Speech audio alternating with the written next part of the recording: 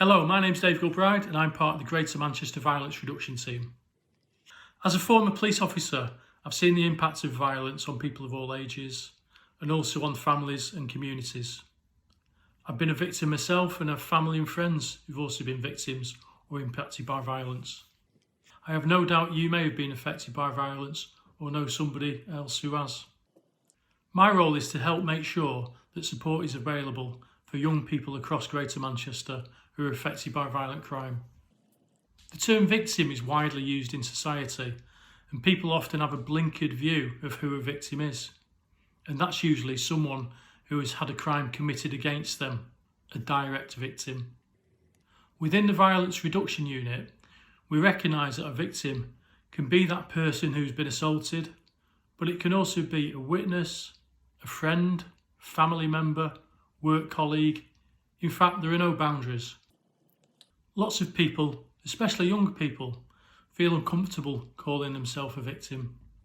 The term can be interpreted as maybe weak, unable to look after yourself, part of a minority, not macho, bullied, and so on.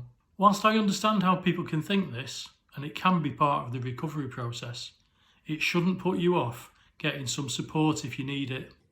And that doesn't mean you've got to report the incident to the police, but talk to someone you can trust and look for the support that is available out there. If you're impacted by a crime as a direct victim or otherwise, there are normally 3 stages you might experience. These are shock, and that's the immediate impact after the incident. Acceptance, that's when what happened has sunk in. And adjustment, and that's when you begin to recover. Everyone can have different ways of coping, and the time it takes to recover can be from a few minutes to a lifetime. Part of your reaction to violence could be thinking of retaliation or carrying a weapon to protect yourself. All these are perfectly normal thoughts, but give yourself time to think about your options and the consequences of them.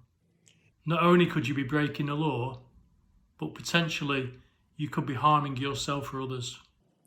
There are lots of places where you can read advice, speak or chat to a support worker anonymously if you like, or be referred to a support agency for longer term support. It'll never cost you anything, and you're entitled to ask for support at any time, even if it's years after an incident. There'll be links to a number of support options within the learning package. So if you or someone you know has been affected by violence, my advice is to speak to someone that you trust. Look at what support is available and give yourself time to consider your options. Take care and keep safe.